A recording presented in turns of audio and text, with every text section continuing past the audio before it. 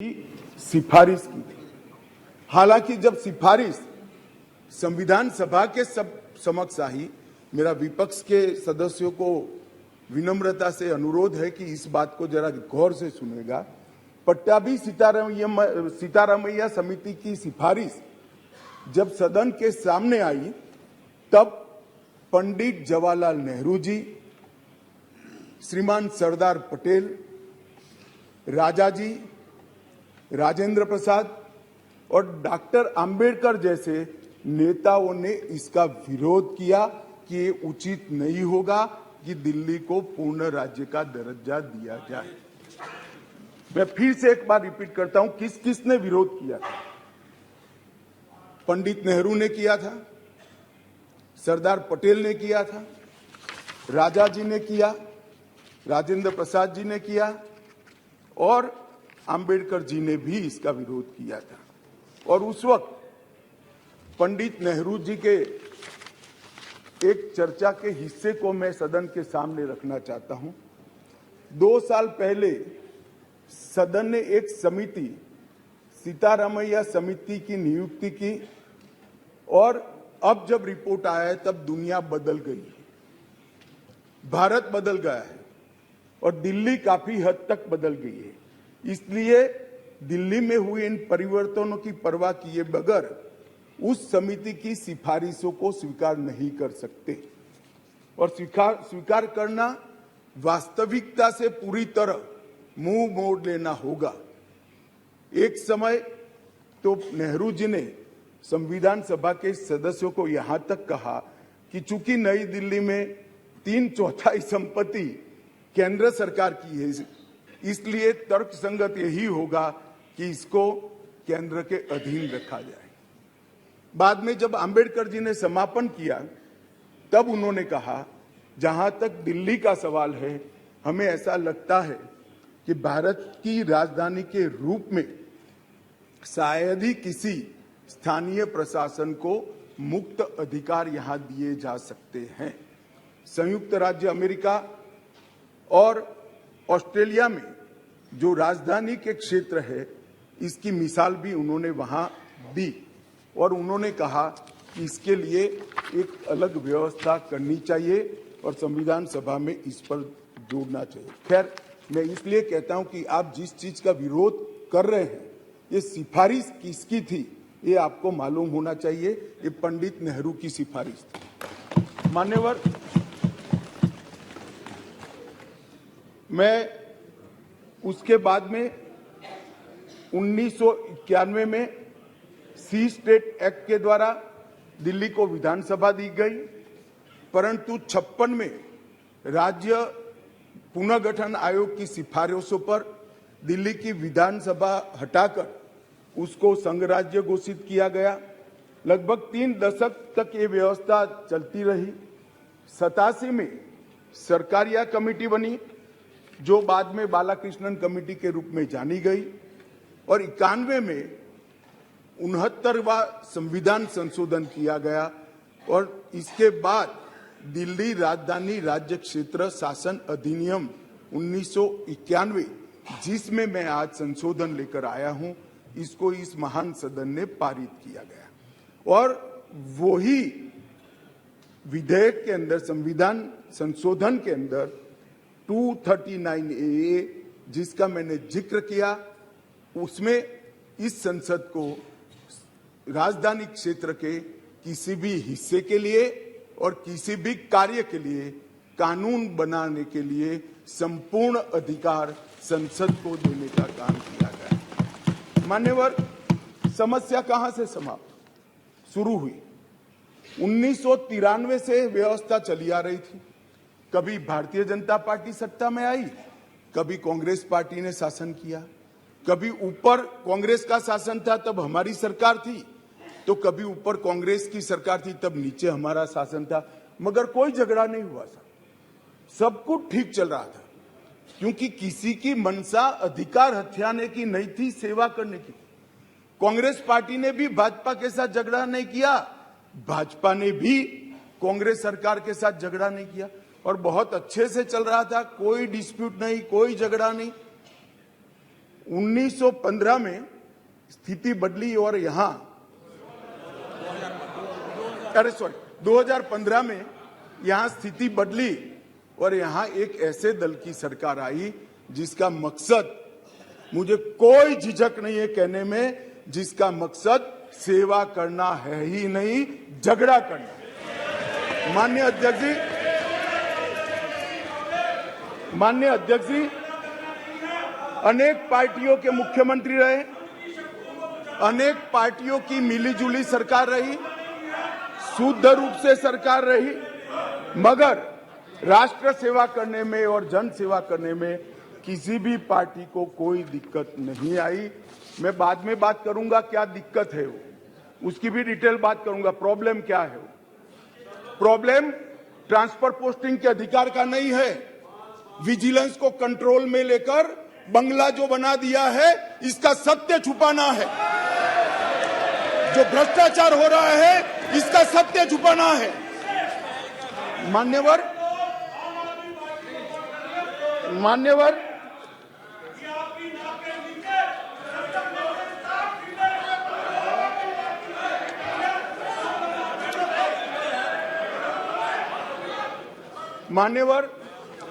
उसके बाद में 15 में अचानक ही दिल्ली राज्य सरकार ने एक विषय सर्कुलर निकाला जिसमें उन्होंने ट्रांसफर पोस्टिंग के अधिकार अपने हाथ में लिए। केंद्र सरकार ने एक नोटिफिकेशन निकाला, उसको हाईकोर्ट में चैलेंज किया गया। हाईकोर्ट का फैसला केंद्र सरकार के पक्ष में आया, इसको सुप्रीम कोर्ट में चैलेंज कर दिया गया, उसमें खंडित जनादेश आया, फिर संविधान पीठ बनी। संविधान पीठ ने कुछ फैसले कर नीचे फिर से 2 जजों की बेंच को दिया, उसमें भी सहमति नहीं बन पाई और फिर से संविधान पीठ बनी जिसने अभी फैसला दिया। मान्यवर वो जो इंटरप्रिटेशन है, वो इंटरप्रिटेशन उन्होंने कानूनी और मॉरल दृष्टि से नहीं किया। उन्होंने इंटरप्रिटेशन कानून की स्थितियों का करते हुए ये कहा है कि फिर भी दिल्ली देश की संसद को और भारत सरकार को दिल्ली संघ राज्य क्षेत्र के लिए हर प्रकार का कानून बनाने का अधिकार है। वो अधिकार का उपयोग कर एक वटहुकम, एक नोटिफिकेशन निकाला गया और वो नोटिफिकेशन इसलिए निकालना पड़ा कि संसद उस वक्त काम नहीं कर रही, मतलब संसद बैठी नहीं थी, बैठकें चल नहीं रही, तो नोटिफिकेशन निकला और संसद सत्र के अनुपस्थिति में जो नोटिफिकेशन निकला इसको मैं यहां लेकर आया हूं, जो आज सदन के चर्चा के लिए मैंने आप सबके सामने रखा है। मेरा सभी पक्ष के सदस्यों से विनती है कि चुनाव जीतने के लिए, किसी समर्थन हासिल करने के लिए, किसी पक्ष का विधेयक का समर्थन करना या विरोध करना, ऐसी राजनीति नहीं करनी चाहिए। नए गठबंधन बनाने के अनेक प्रकार होते हैं। नया गठबंधन बनाने के अनेक प्रकार होते हैं। विधेयक और कानून देश के भले के लिए लेकर आते हैं, इसका विरोध या इसका समर्थन भी देश के और दिल्ली के भले के लिए करना चाहिए। अगर हमारी राजनीति में थोड़ी स्वीकृति कम है तो सबको मिलाना है, दिल्ली का जो होना है वो हो, जितना भ्रष्टाचार होना है वो हो, मंत्री कुछ भी करे, मुख्यमंत्री करोड़ों के बंगले बनाए, मगर हम विपक्ष में रहते हुए समर्थन करेंगे क्योंकि हमें गठबंधन बनाना है। इस तरह से नहीं सोचना चाहिए। मेरी अपील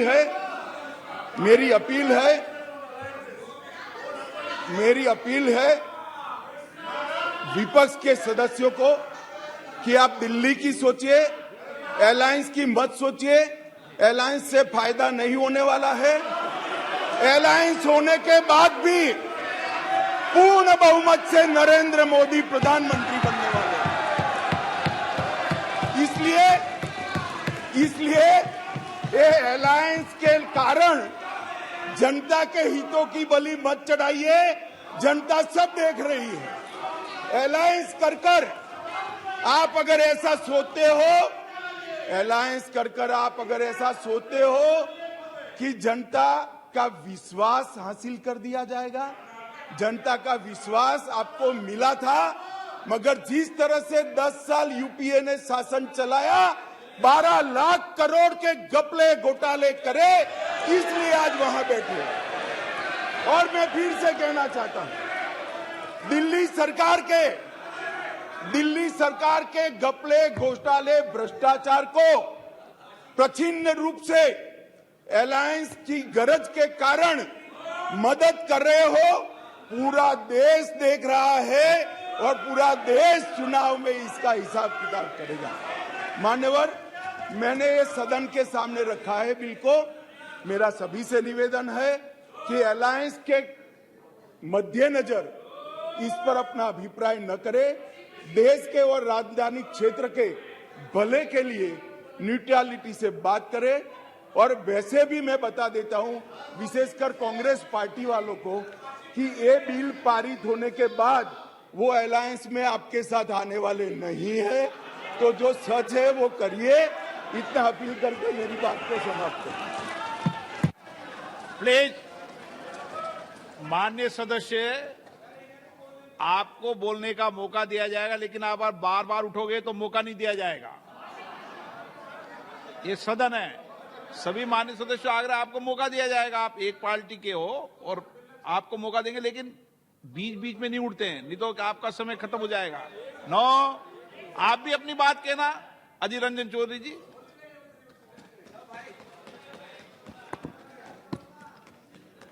सर, आपको विराजमान होते हुए हमें बड़ा प्रसन्न होते हैं। सर, सबसे पहले मैं ये कहना चाहते हैं कि कल ही ये मुद्दा सदन में आने वाले थे। हम तैयार होकर बैठे भी थे यहाँ,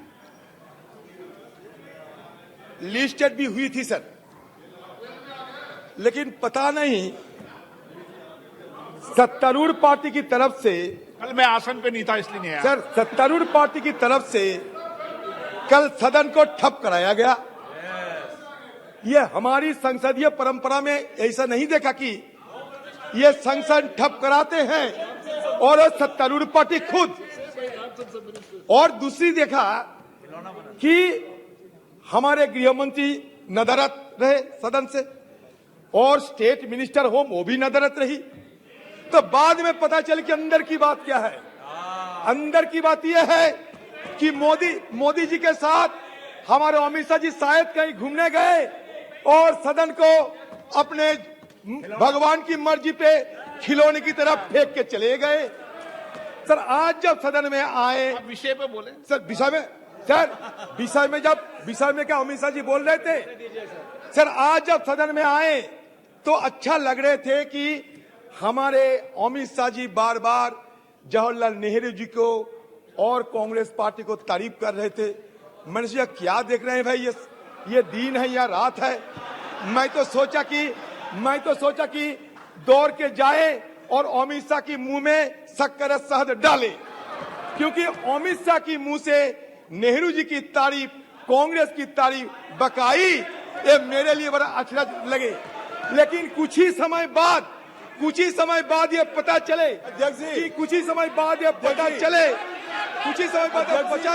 पंडित जी नहीं अध्यक्ष जी, जिनको मैंने पंडित नेहरू जी ने तारीफ नहीं करी है।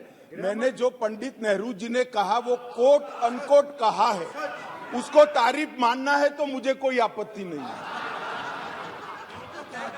सर, एक ही बात कहना चाहते हैं कि मान्यवर, इधर उधर की बात ना कर, बता कफिला कैसे लूटा। मैं ये कहना चाहते हैं आपको जब जरूरत पड़ते हैं तब नेहरू जी को सहारा लेने पड़ते। आप अगर नेहरू जी को सहारा बराबर लेते रहते तो आज हिंदुस्तान में ये मणिपुर, हरियाणा हमें देखने को नहीं होते। ये आप मान के चलिए, ये दिल्ली है, दिल्ली, और ये दिल्ली हमारा दिल है। एक दिन मैंने डिस्टर्ब कर रहे हैं सर, फिर आप एक दिन मैंने भाषण नहीं होने देंगे सर। आप उनको बैठने के लिए बोलेगा, इस सर भाषण नहीं होगा। एक दिन मैंने अपने रूह से पूछा, एक दिन मैंने अपने रूह से पूछा ये दिल्ली क्या है। जब जवाब में ये बताए गए मानो आसमान जिस्म है तो दिल्ली उसका जान है, तो ये दिल्ली के साथ बार बार क्यों छेड़खानी किए जा रहे हैं, ये मैं आप लोगों से पूछना चाहते हैं। आपने खुद अपने वक्तव्य में ये पेश किए कि 1911 में ये कलकत्ता से राजधानी उठ के दिल्ली आए, बिल्कुल सही बताया आपने। ये 1990 में बालाकृष्ण कमेटी की रिपोर्ट और recommendation I. 69th amendment 1991 was passed by parliament, which inserted articles 239AA and 239BB in the constitution and provided for a legislative assembly in Delhi. In short, the 69th Amendment Act roughly restored the kind of governance system that was offered to Delhi in 1952, a union territory with a legislative assembly, council of ministers, and an elected chief minister with limited mandate. ये union territory बने 1956 में। देखिए, मेरा सिर्फ यही कहना है कि आप जो भी कहे, शंका हमारे इसलिए है कि हिंदुस्तान में से एक ही राज्य दिल्ली नहीं है। अगर दिल्ली में इस तरीके की छेड़खानी होते रहेंगे तो इसके चलते आप धीरे धीरे हिंदुस्तान की बाकी राज्यों में एक किस्म के ही हमला करते रहेंगे। अगर आपको ये लगे कि यहां घोटाला होते रहते, ये घोटाले के लिए क्या ये बिल लाना जरूरी था? आपके हाथ में ईडी है, सीबीआई है, कितने सारे फौजें हैं आपके हाथ में, कितने सारे शक्तियां हैं आपके जेब में, तब उसको इस्तेमाल क्यों नहीं करते? ये घोटाला की चलते, घोटाला की विरोध करने के लिए आपको क्या ये बिल लाना जरूरी था? मैं ये सवाल पूछना चाहते हैं। दूसरी सवाल ये है कि देखिए ये अध्यादेश की घोषणा लोकतांत्रिक और न्यायिक विचार विमर्श का दरकिनार करने का एक स्पष्ट प्रयास है। क्योंकि मैं बता रहा हूं, क्योंकि सुप्रीम कोर्ट की 2023 संविधान पीठ के फैसले के महज 6 दिन बाद ही 17 मई 2023 के अध्यादेश को मंजूरी देने वाले कैबिनेट प्रस्ताव पारित किया गया था, जबकि अध्यादेश को 19 मई को ही कानूनी रूप दिया गया और उसी शाम जैसे ही सुप्रीम कोर्ट की छुट्टियां शुरू हुई, इस अध्यादेश को जनता के लिए लागू कर दिया गया। ये सही है, ये गलत? अब बताओ, इतना जल्दबाजी क्यों आपको लगे कि अध्यादेश के तहत ये बिल लाना जरूरी समझा है आपने? क्यों ये अध्यादेश लाने की क्या जरूरत थी? आप तो सीधा बिल ला सकते। ये जरूरी क्या थी? ये इमरजेंसी क्या थी? एक्स्ट्रा ऑर्डिनरी सिचुएशन क्या थी उस समय? आपको सदन में ये बताना पड़ेगा। देखिए 1991 में the parliament also pass the government of national capital territory of Delhi act to supplement the constitutional provision relating to the legislative assembly and the council of ministers. It conferred on the assembly the power to legislate on all matters in the state list as well as the concurrent list except land, police and public order. Further, in 2018, the constitution bench of the Supreme Court has dealt with the issue of the powers of Delhi government. Supreme Court involved the interpretation of Article 239AA of the Constitution, which deals with the governance structure of the national capital. In the ruling, the Constitution bench held that although Delhi could not be accorded the status of a state, the concept of federalism would still apply to it. ये संघीय ढांचा के लिए हमें चिंता जरूर करना पड़ेगा, क्योंकि हिंदुस्तान में अगर संघीय ढांचा ना बचेगा तो हिंदुस्तान तबाह हो जाएगी। इस कगर में हिंदुस्तान ना जाए, इसलिए हमें चिंता करना जरूरी है। The 2018 ruling said that with the introduction of Article 239AA in the Constitution, Parliament envisaged a representative form of government. for Delhi while seeking to provide a directly elected legislative assembly with legislative powers over matters within the state list and the concurrent list barring those exempted.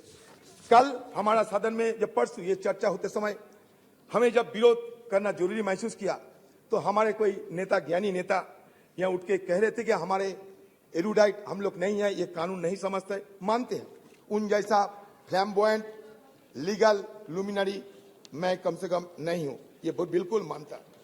लेकिन एक बात जरूर कहना चाहते हैं कि ये जो आपकी तरफ से जो बयान दिया गया था वो भी हमारे पास है। वो ये था कि ये आपने माना कि verdict itself had noted that since there is no central legislation governing the services and the decision making process in Delhi, the power would lie with the elected government. ये आपका तर्क है। आपका दूसरी तर्क ये है, the center has removed the basis and reason on which the judgment was given. The Supreme Court decision on the interpretation of Article 239AA, entry 41 in the absence of any specific parliamentary legislation dealing with the subject of services seemed to be an acknowledgement of the Supreme Court as the superior authority of Parliament to make laws for national capital. ये आपका तर्क यही है। तो इसके साथ मैं ये कहना चाहते हैं, बिल्कुल आपका तर्क सही है, लेकिन ये भी सही है कि review petition filed by the center in the Supreme Court claimed that Delhi is not a full-fledged state, but only a union territory which is an extension of the union. आपको सुविधा ये मैं बता रहा हूं। The parliament is Delhi's true legislation. ये भी आपने कहे थे, true legislation. ये भी आपने कहे थे। The center has argued, however, the May 11 judgment addresses the contention by acknowledging that though Delhi is not a full-fledged state, its legislative assembly is constitutionally entrusted with the power to legislate upon the subjects in the state list and concurrent list. आपके यहाँ बहुत बड़े-बड़े वकील बैठे हुए हैं, हमारा रविशंकर प्रसाद जी वो भी है, आप खुद आप देख लीजिए। द यूनानिमस जजमेंट, मैं एक बड़े मेन स्ट्रीम पेपर से मैं ये उद्धृत करते हैं। The unanimous judgement held that दो Delhi is not a state under the first schedule to the constitution, it is conferred with power to legislate upon subject to give effect to the aspiration of the people of NCTD. It has a democratically elected government which is accountable to the people of the NCTD. Under the constitutional scheme envisaged in Article 239AA Clause 3, NCTD was given legislative power which, though limited in many aspects, is similar to states. In the sense, with the addition of Article 239AA, the Constitution created an asymmetric federal model with the Union of India at the center and the NCTD at the regional level.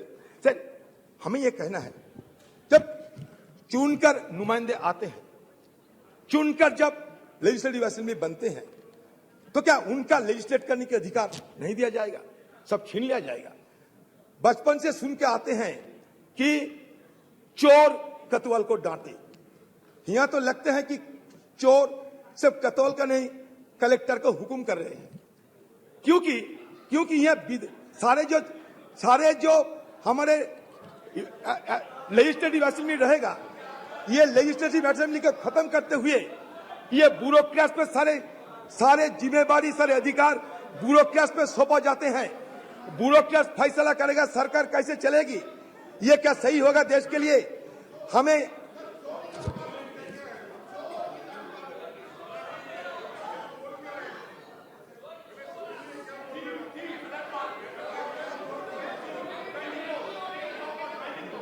Sir, जहां आपको गलत लगे छांट दीजिएगा, कोई हर्ज नहीं। मैंने कहा ये कहावत की तरह, ये कहावत है, मैं अपनी बात नहीं। The court had held that the executive power of the Delhi government was coextensive with its legislative power. That is, the executive arm of the government covers all the subjects, including services except public order, police, land, for which the legislative arm can make laws. आप ये कह सकते हैं कि हमारे parliament उससे भी शक्तिशाली है, बिल्कुल आप कह सकते हैं, आपको अधिकार है।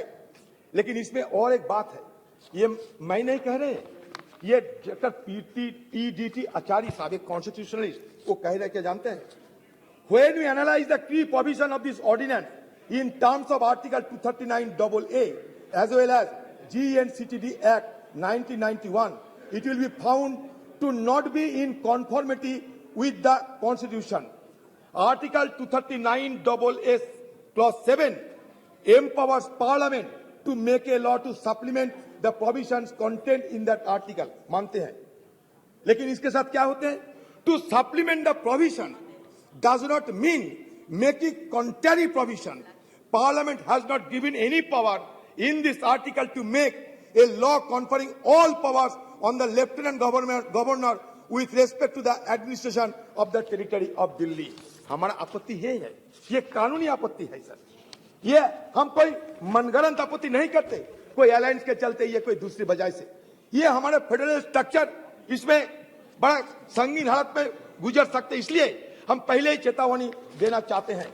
आप यहाँ कहते हैं कि हम ये क्या बनाएंगे, एक नया एक ढांचा बनाएंगे एनसीसीए से। क्या होगा उसमें? उसमें जो चीफ मिनिस्टर रहेगी उनकी बात नहीं चलेगा, जो सेक्रेटरी वो फैसला करेगी, और सेक्रेटरी अगर चाहे तो चीफ मिनिस्टर की कोई सिद्धांत पे वो भेटो भी दे सकते हैं।